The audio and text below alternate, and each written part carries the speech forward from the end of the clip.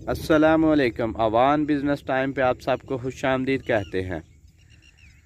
माशाल्लाह जी, आज फिर बारिश का मौसम बन गया। सुबह सुबह बहुत ही प्यारा मौसम है। आज फिर 4-5 दिन काफ़ी गर्मी पड़ी थी। कल भी बारिश हुई है, आज भी माशाल्लाह बारिश का मौसम बना हुआ है। इंशाल्लाह कुछ ही देर में जो है ना बारिश शुरू हो जाएगी। ये देखें ऊपर बादल कैसे बने हुए हैं, ये देखें।